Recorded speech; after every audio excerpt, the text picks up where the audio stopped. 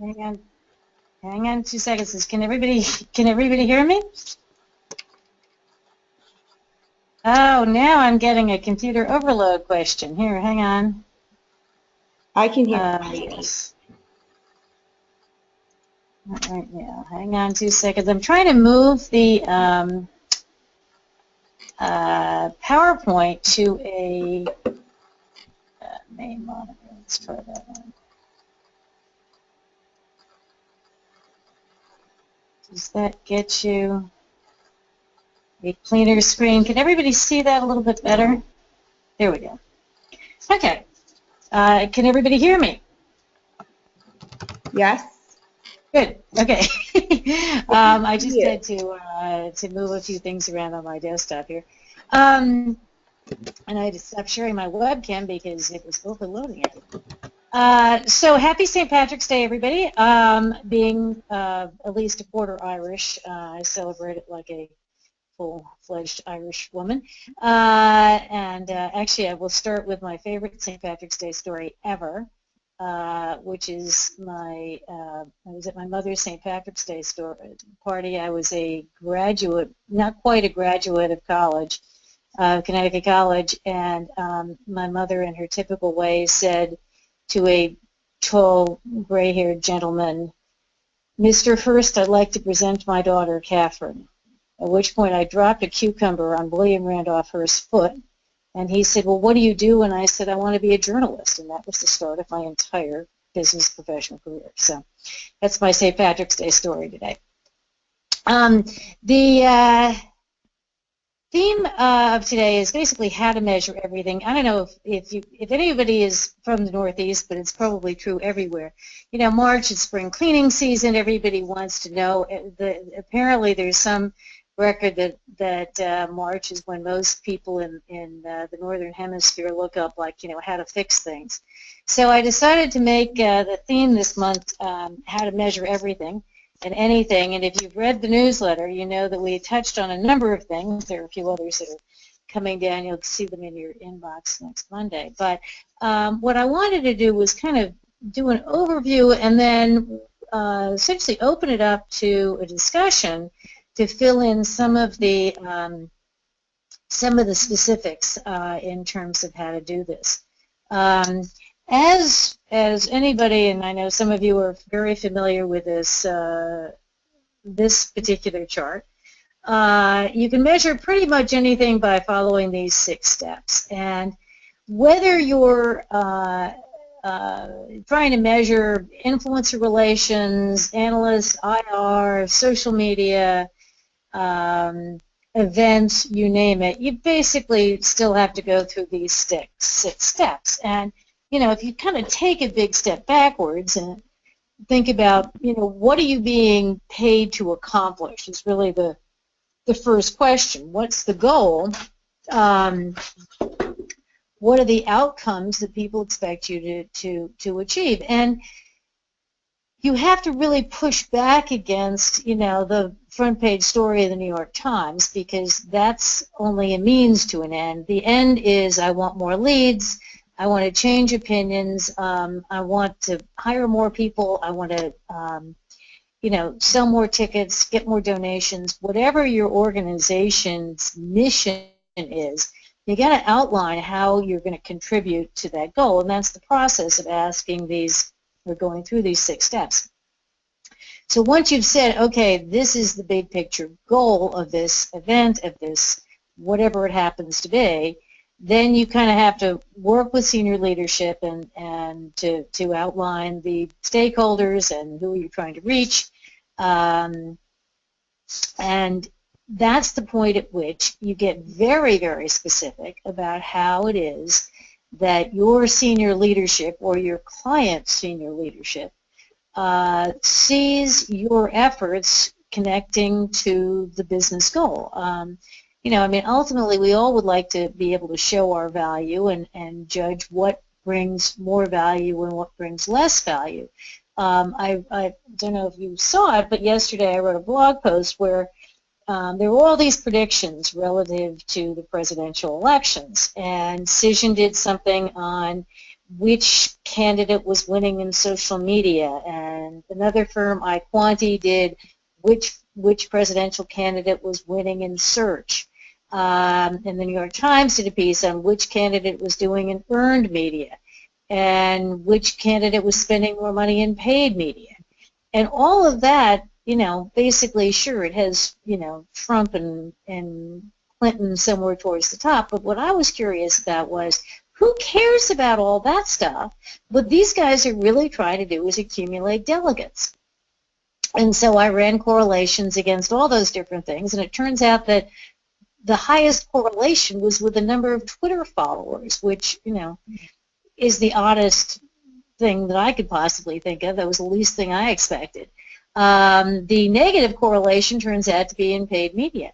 My point is that as you go through setting up any kind of a measurement system, you got to keep the delegates in mind, and then you got to figure out, okay, if my goal is to get delegates, for example, what's going to get me there? Well, I'm going to do a whole bunch of things, and then I'm going to run some correlations against how many delegates I've got, and I'm going to figure out what is working and what's not working, and then I'm going to put a dollar and cent sign towards it and figure out whether it's worth it or not. That's basically what I mean by defining all of your parameters and getting clarity on this.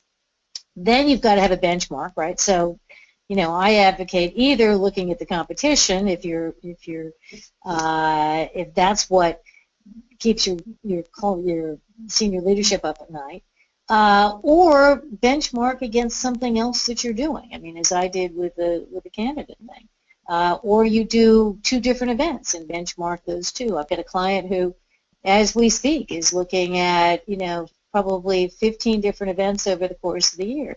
Every single one of them is judged based on the level of trust that it engenders, and they do a trust survey at the end of every single event to judge which one enhanced trust in the organization the most.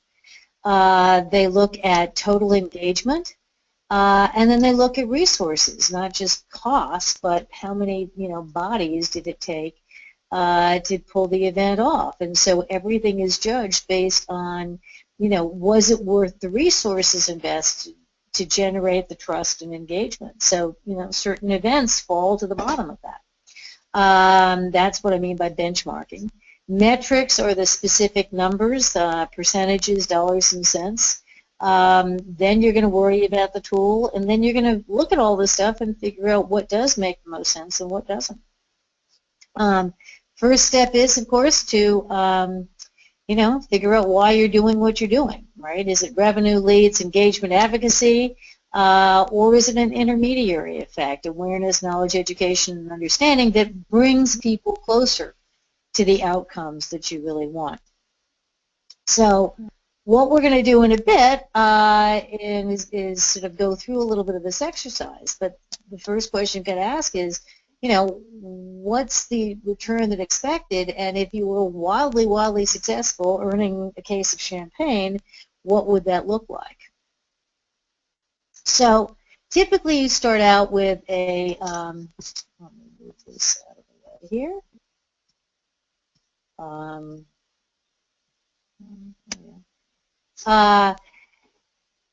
You typically start out with goals like meet sales targets or reduce risk. This is obviously for a commercial company. If you're a government organization, it might be, get more people to vote or get more people to sign up for a program. It might be, change a law, change a policy, get more awareness, all those things. Obviously, those will change depending upon your nature of your business. But basically, for the purposes of this illustration, you're going to have 3 goals.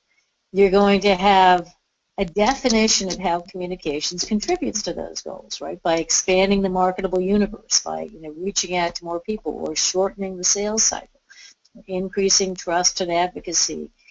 All of these things have to be agreed upon between you and senior leadership. Then you have the metrics. Which is, as you can see, they all begin with percentages.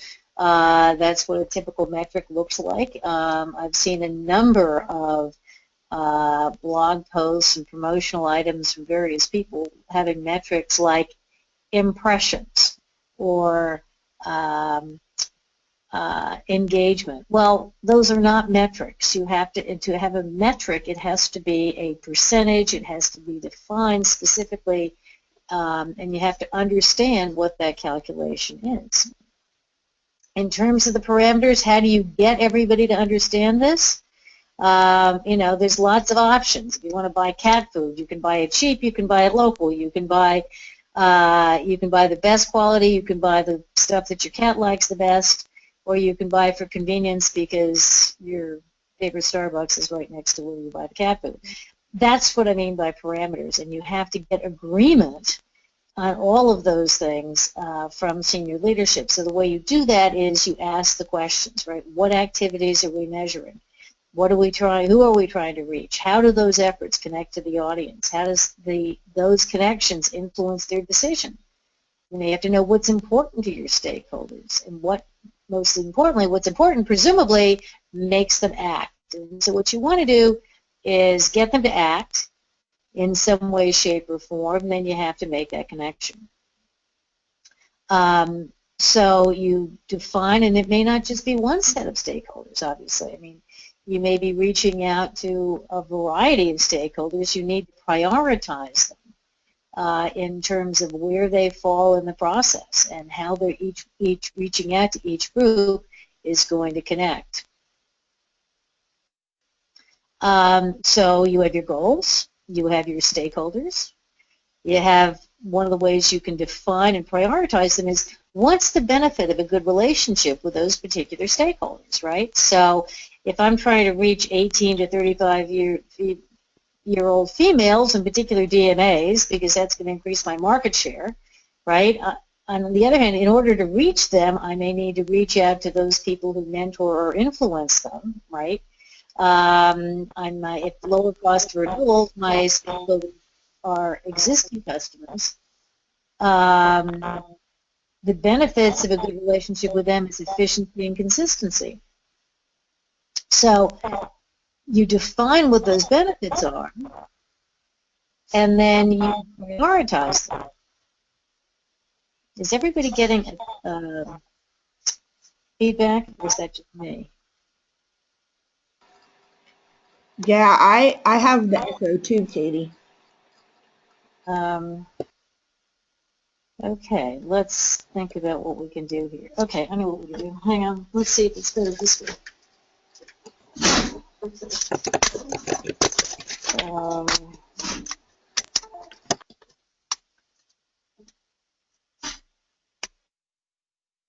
How's that? Can you hear me? Can you hear me? Yes, but yes. Is that better? Yes. Good, okay. I don't know what that was all about, but let's get back to this. Okay. So benchmarks, performance over time, other things that you happen to be doing,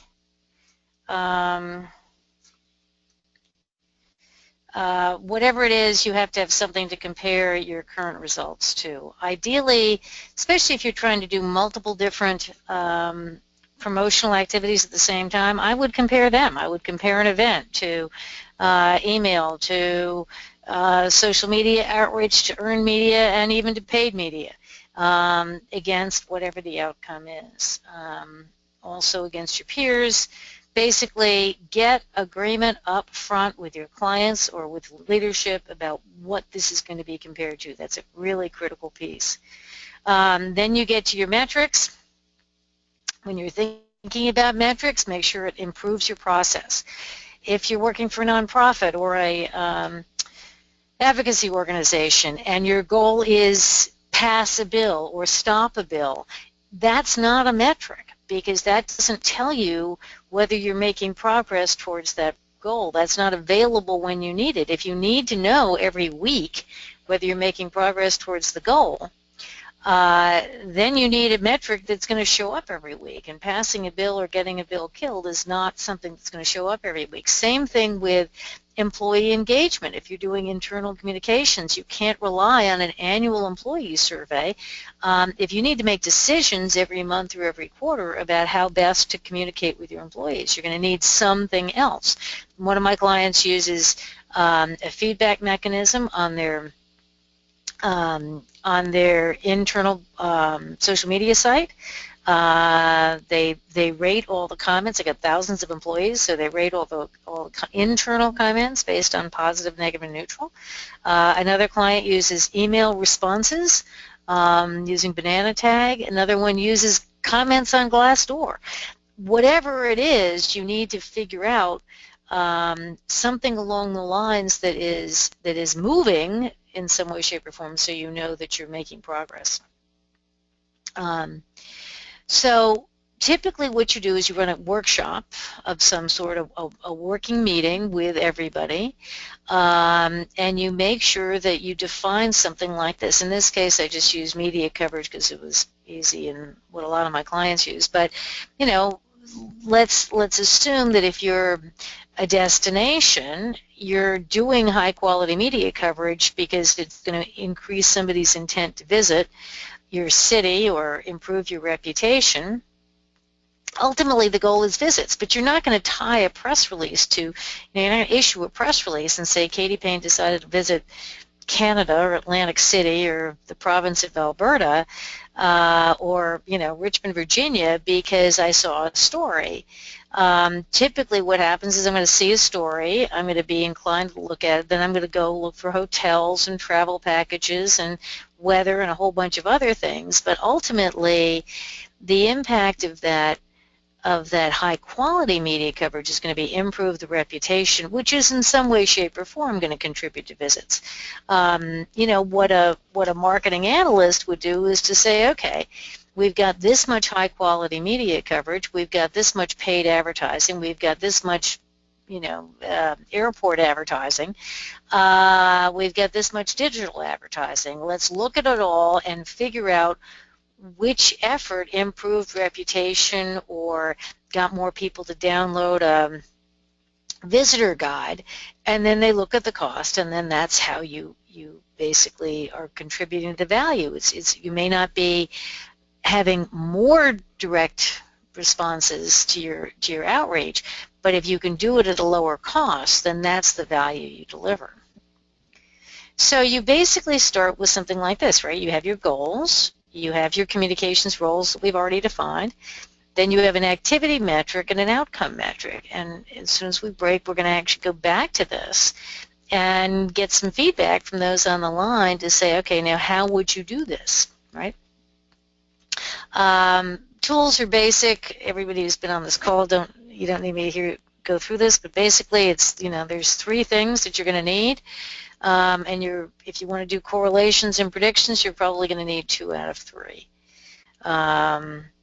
But again, the goals determine the tools, right? So if it's message understanding that you need, the metric is going to be something having to do with % increase in awareness. Well, that's going to require a survey research tool of some sort. If it's preference in new markets, again, that's a survey, but you could create an acceptable proxy whereby everybody agrees that downloads of the visitor guide is a reasonable proxy for inclination to consider visiting. For example, again, if it's a tourist destination. So that has to be defined and agreed upon, and then from that we'll build out the interim metrics such as social media engagement. Outcome would be, again, downloads of a visitor guide, and then the tools would be both social media tracking as well as some kind of Google Analytic or ideally setting up conversions in Google Analytics. So all of these things have to be considered as you're thinking about a tool, right? The goals, the data you need to achieve those goals, your definitions of success should have minimum vendor requirements. List any nice to haves. So a lot of it now is bells and whistles, which may or may not be necessary depending upon how much budget you've got. If you're going to use weighted metrics, you've got to get everybody to agree on those weights. If you're going to use a vendor, then you basically put all that stuff out to every single vendor so everybody's bidding on the same thing. And before you make a decision, you're going to have to conduct some kind of quality and validity test to make sure that these folks can really do what you've asked them to do. And I've been through this many, many, many, many, many times. And I will tell you that, what people promise and what people deliver are two very different things. So I really caution anybody who's doing an RFP to make sure that part of that is a quality and validity test, even if you have to pay something for it. It's still a really critical piece.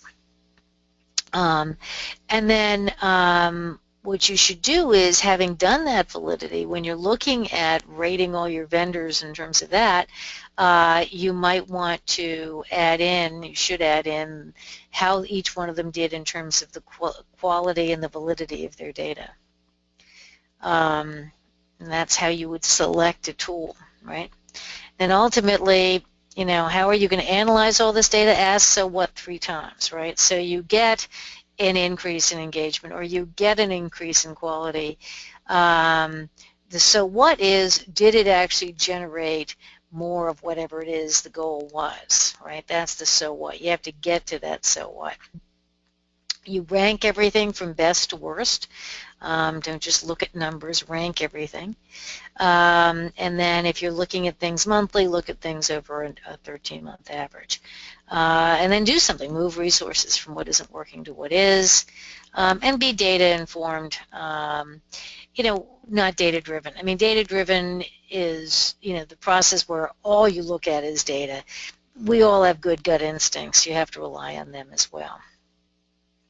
So, again, thank you to Philip Bacalar and Montclair State University for sponsoring our measurement hour.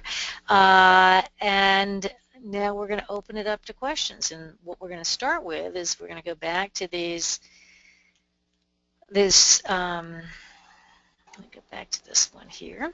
And let's talk about this a little bit with the people on the phone, and give me, what is it that you need to measure? You're on an hour where you can measure anything. What do you need to measure? And you can send us your questions by chat as well as by voice. All right, we have one chat. Do you see that, Katie? I do, Tiffany, that's great. I'm going to need you to explain a little bit more about what resource materials are. And just so everyone knows, Tiffany stated, we are interested in assessing and increasing understanding of resource materials. Oh, you're an accreditor. You're accreditor of what?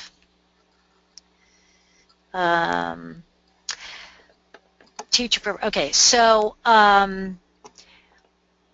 let's think about that a little bit. So your customers need to understand the materials better. So the goal would be obviously increased understanding of the materials, and that understanding would lead to selling more accreditation. Is that the idea? And so what you would do is to get agreement, obviously, from your senior leadership. But if what you're doing is more customer service, then what you're looking for is your customers are happier, right? They're more satisfied. They understand things better. That's going to probably require a regular feedback mechanism, and probably not as annoying as a net promoter score survey, but something that pops up on a regular basis when or not regular, but even random, but frequently, enough to understand whether to measure whether in fact they understand your materials better. Now that requires a definition of what you mean by understand. What do customers do when they understand your materials better? How would you know if they understood them better? So if you are able to reduce her response is customer complaints go down, that's great. And what you would do is say, okay, that's the ultimate goal, is to reduce customer complaints. You'd have to track that. Obviously, probably have to analyze them and make sure that, no worries, Tiffany, she says she doesn't have a microphone. No worries, this is fine. You're very quick in responding. So if the goal is to drive down customer complaints, you obviously have to analyze them, because not all of them would necessarily be relative to your materials. And so what you do is have to establish a benchmark that says, okay, right now 50% of customer complaints have to do with us, right? Whatever that number is, that's your benchmark. And then you're going to track that over time. Now, what would contribute? What do you do? What are the activities that you're doing that would contribute to the greater customer understanding, right? So then you'd have to say, okay, what am I doing? What are the activities that I'm engaging in to drive up customer understanding and down customer complaints? And whatever those activities are, then you would have to put a quality metric on them and say, okay, if it's putting materials out there and putting information out there in social, in digital, in all these different forms. So you've got a couple of variables going on there. I assume you're communicating in a bunch of different media. So you might want to look at whether customers are getting more information from one media or another, one tactic or another. In your survey, you would probably need somehow to track where they're getting their information from. But you would ultimately be quantifying your activities, adding a quality metric to that in some way, quality factor, quality variable, right? So what makes good communications versus bad, or expensive versus cheap, something in there so that you have a ranking that you could do, and then you would tie that back to correlate it to customer complaints. And the big parameter you need to decide is how often are you going to do this? Is this something that's going to happen once a month, once a week, once a quarter? That's really the question.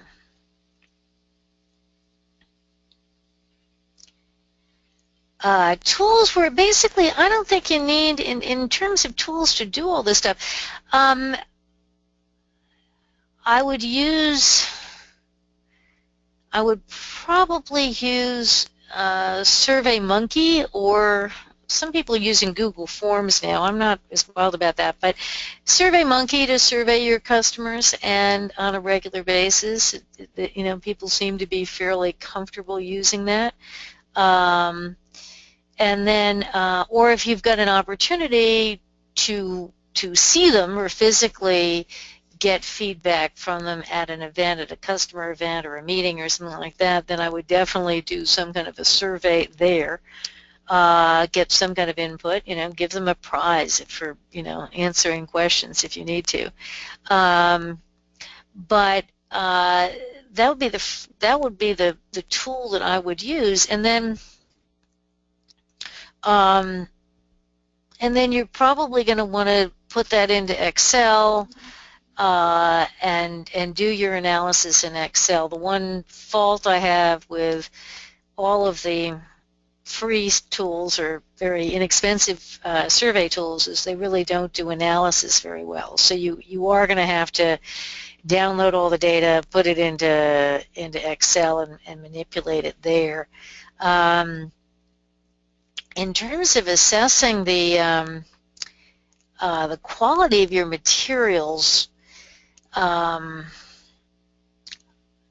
the frequency, I don't think you need any tools other than that. I mean,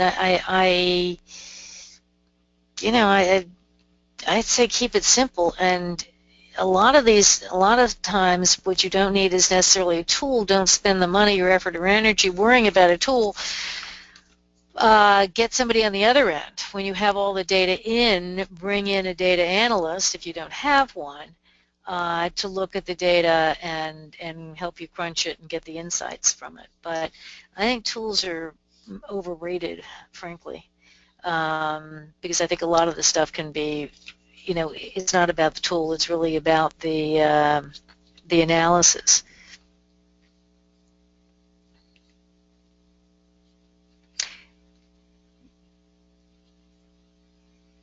Do we have somebody else that needs to know how to measure something, anything? Yeah, Katie, this is Erin, and I had someone email me a question if you're ready for it. Yep.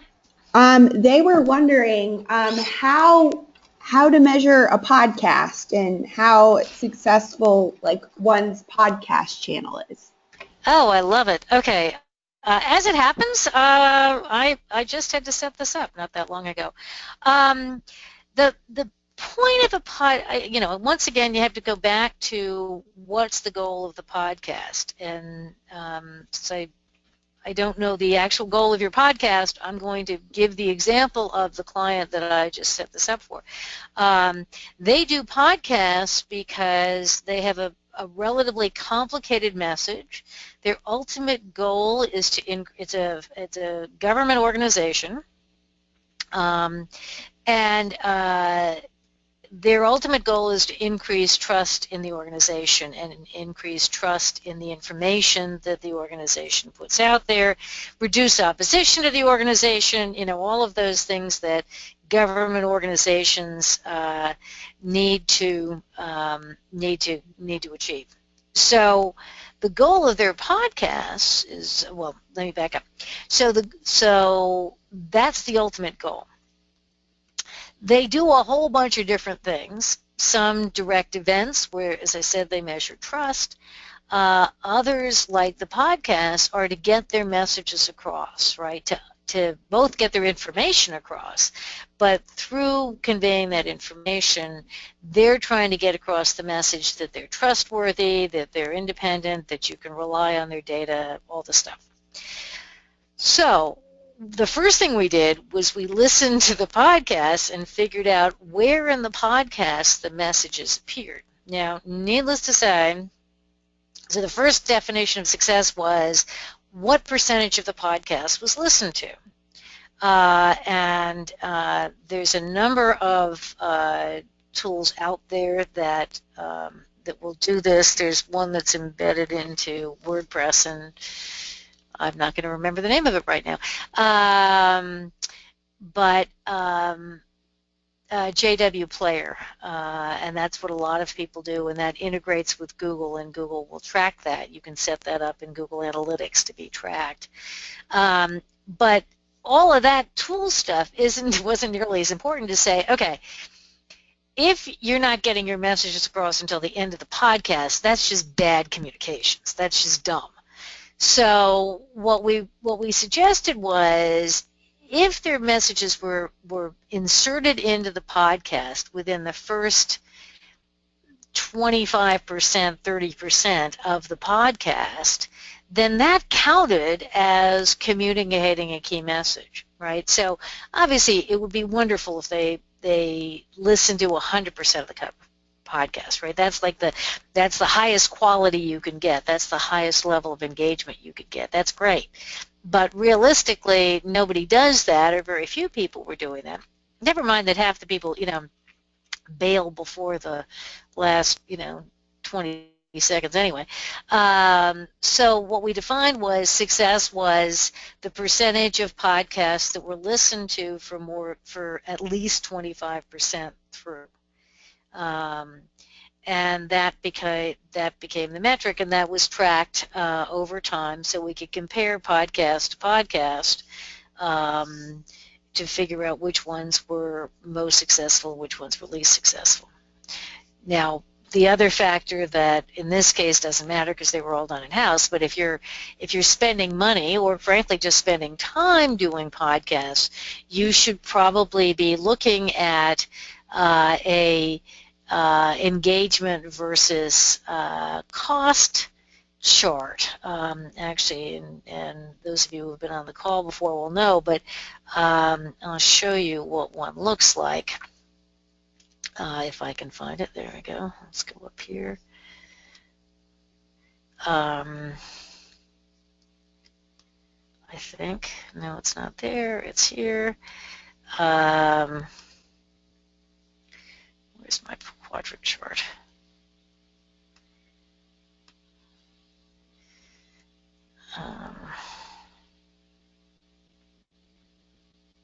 There you go. So in this case, it's lead generation. But if you were looking at engagement, what you would do is you'd plot each podcast on a quadrant chart like this, and you'd say, okay, length of time listened to, low to high, low resources, high resources. What does it cost you in terms of time as well as money to put it together? And then the size of the box there reflects the number of people who listen to it. So it's the number of people who you're defining engagement as the percentage of people who listen to at least 25%. But you could actually plot that as as the percentage of each podcast that is heard, or the number of people who listen to each podcast. I guess I would do the size of the box would be the number of people who listen to each podcast, and then the vertical axis would be the percentage that reached at least 25%, and percentage that reached 10, 15, 20%, all the way up to 100. That's the way I would do that. Do we have other questions?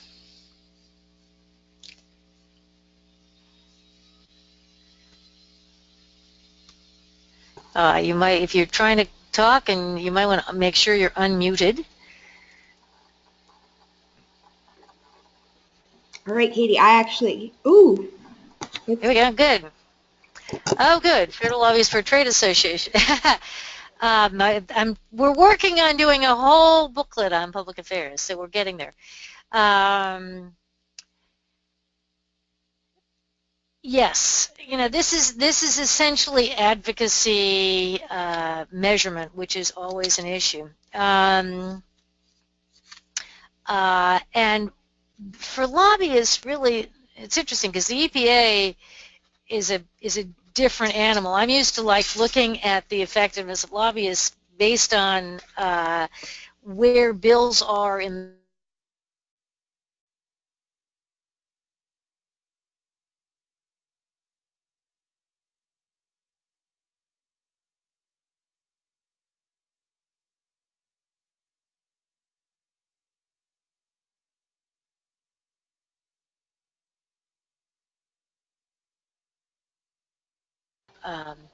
variation in between what you do, for example, and what the public affairs officers at NATO do, for example. Or, am I muted?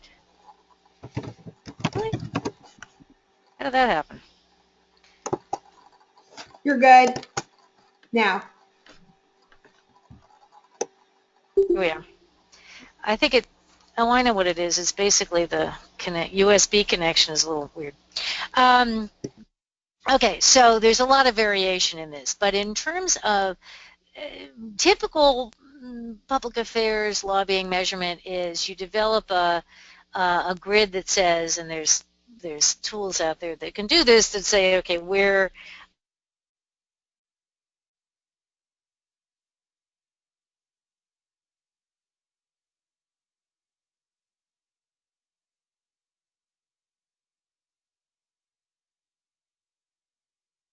talking about the bill, all of those things. In terms of influencing regulatory agencies, that's a lot harder. And I will honestly tell you that because what you're trying to do is really influence individuals within the EPA. It's not one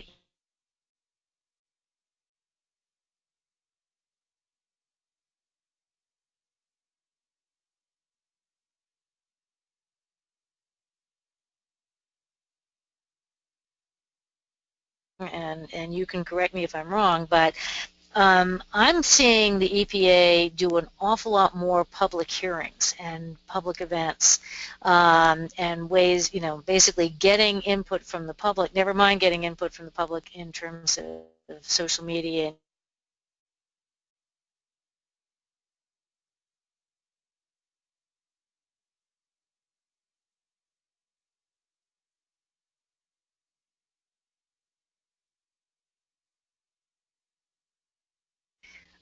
In social media.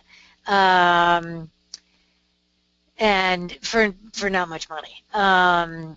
The monitoring of public hearings, the inexpensive way to do it is to monitor local reporters' coverage of it. Having, sort of finding out how people feel after a public hearing, or finding out how the EPA feels after a public hearing.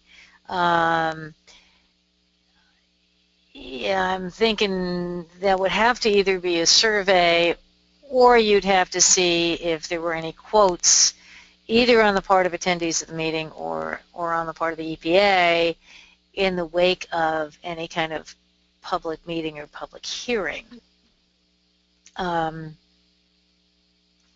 Give me a sense, Jennifer, if you could, of what tactics and activities you do that need measuring.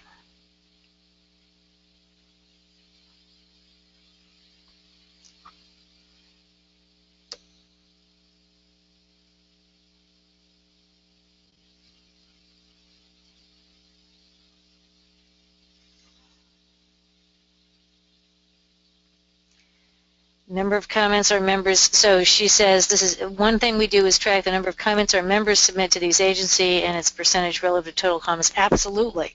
The other thing, again, if you're a membership organization, the first thing I always recommend doing is doing a form of a relationship survey. Now,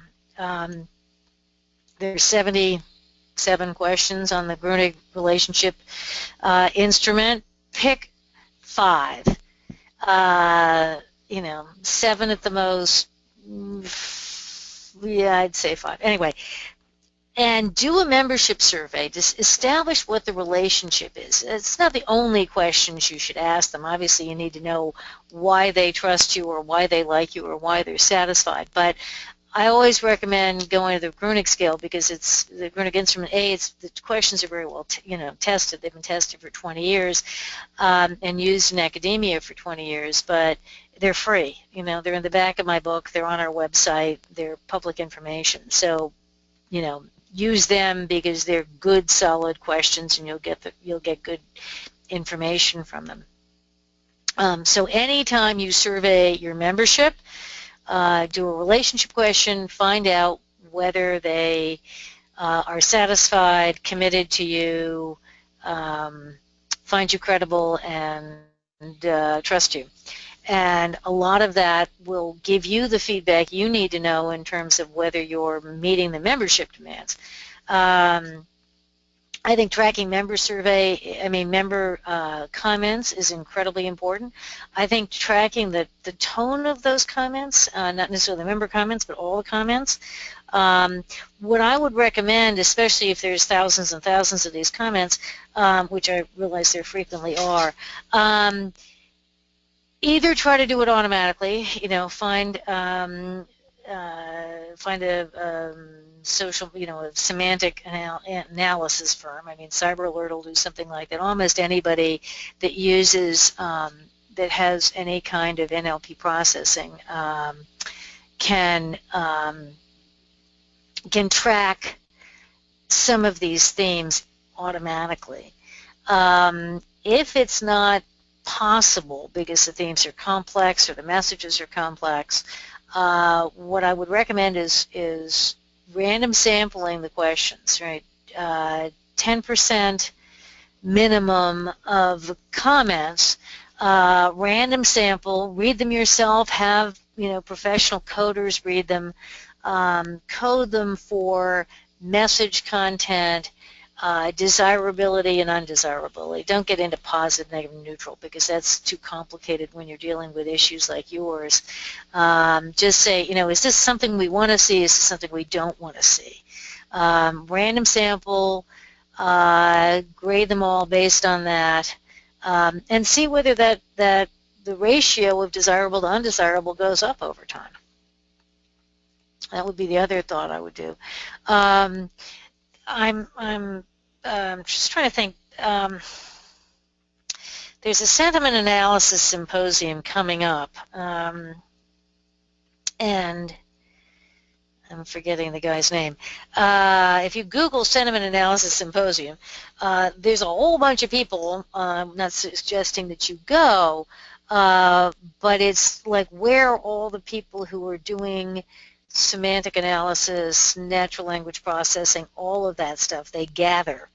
And if you follow it online on Twitter, or you just look at the sponsors and stuff, and feel free to email me or call me, and I'll give you some ideas in terms of who to contact. But basically, what you're going to need, if there's large volumes of you could set it up, and actually it'd be an incredibly valuable thing, and somebody may already be doing this, to just do an analysis of comments.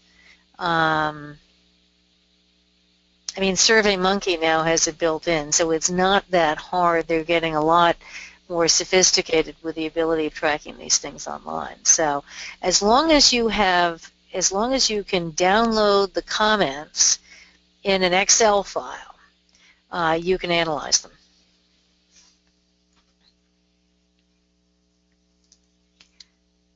Do we have other questions? I think we have time for, one or two more cases.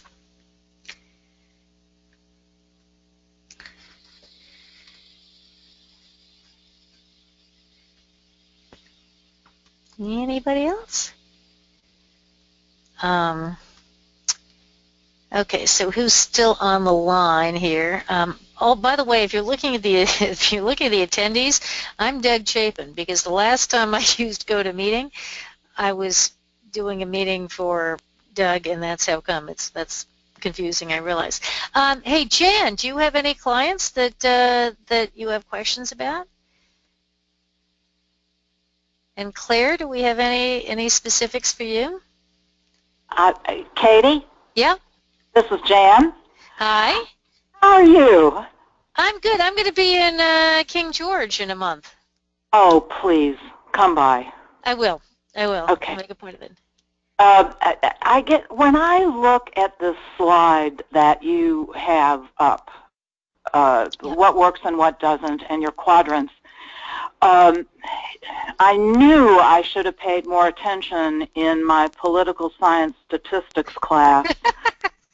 I mean, I graduated magna cum laude, but almost flunked that one. So I'm really, really struggling with how do you come up with a graph like that? Okay, so to be perfectly honest, what I did with this one in particular is I did the math in Excel, and let me see if I might be able to actually do this. Let me see. You guys can still see my screen, right?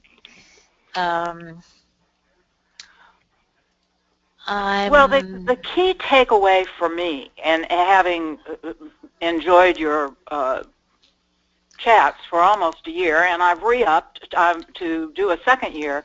Excellent. But the key takeaway from me is this is something that I want to be able to guide our clients in doing, but I'm not going to be doing it myself. I'm going to hire you. But I like to know as much as possible without infringing on your proprietary knowledge of how you even begin to come up with that kind of chart, that kind of analysis and segregation of the cost and the value of the data. It's remarkably simple. Let me. Oh, you know what? I know where I can do. I can find it. I've got a my client that has kindly offered to be a. Let's see if I can do this.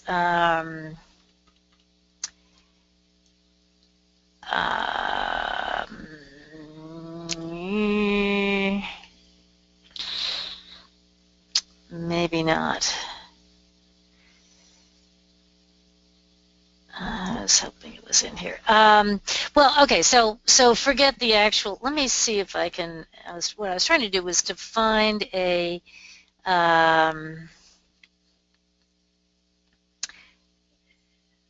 Let me see if I can look it up by quadrant chart. Okay, so the answer is, first of all, you basically take any set of data and you go into Excel, and it's not that complicated because you can do a three-dimensional chart in Excel. And I'm not going to be able to do this, but I'll next time I'll do something more complicated or more explanation-wise. Basically, what you've got is you've got three variables, and what I'm trying to find is I don't know where it is. I used it as a sample in something. Maybe it's, I know where it is. So you've got three variables. You've got resources, and what I do is rather than look at actual budget numbers, that's the easy thing to do. If you're an agency, you can say they spent $10,000 on this and $25,000 on this, and that's this low resources, high resources. You can actually just plot the dollars spent on that axis, or you can get them to rate it in terms of low, medium, high, or very high. And the reason I say resources and get people to give it an assignment and rank every single thing you do on that scale from, one, say you do 10 things, you're going to rate everything on a scale of 1 to 10 from highest resources to lowest resources. The reason you do that is that takes into account the pain in the ass factor. So, for instance, if you're an agency or you're a lobbying firm or something like that, and you put every single resource on it and everybody's working around the clock, that's not reflected in dollars and cents. That's just pain in the ass factor. So you want to be able to factor that into the resource scale. The vertical axis there is essentially it's either the quality numbers of your coverage, it is whatever goal you have set, percentage of messages communicated or the number of messages communicated. It's that's your second variable. The third variable is a volume variable. And it's once you have three variables, you can produce a chart like this. In Excel, it's not that pretty. I basically do it in Excel, and then I translate it into PowerPoint and make the individual squares smaller and bigger and all the rest of that stuff. I mean, I kind of do it myself. Tableau does it automatically. If anybody out there is using a Tableau system, there's a way of showing this in Tableau as well, very easily. But Jen, it's not the math and it's not the statistics. It's the hard part is just getting all of those three variables and then deciding that you're going to show this chart once a month, once a quarter, because you're just doing it by a snapshot in time, not an ongoing, it doesn't work over time. Time isn't a variable here. It's just basically resources, performance against goal, and then a volume factor of some sort to adjust the size of the squares. Does that make sense? Yes, thank you so much. It's not nearly as complicated as it looks, promise me. I promise you. If I can find you someplace in my enormous desktop there, there is a sample that I can show you, and I'll send it to you. We'll send Thanks, it out Katie. we'll send it out with a follow-up. Wonderful. Thank you. You're welcome. I think we're out of time. Yep, it's officially 1 o'clock. Thank you everybody for joining us. Happy St. Patrick's Day. Don't drink too much green beer and don't fall into any green rivers. And we'll see you next month. Bye, guys.